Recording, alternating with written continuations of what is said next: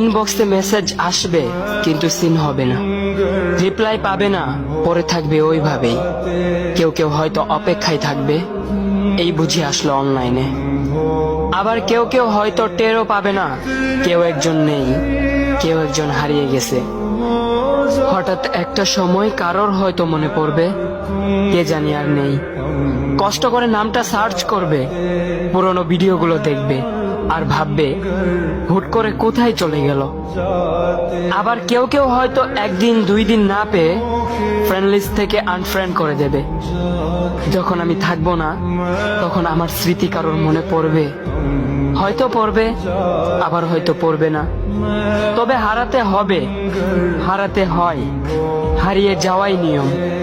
পার্থক্য একটাই, কেউ আয়োজন করে হারায় আর কেউ হুট করে হারায়। আমি না হয় হুট করে হারিয়ে যাব।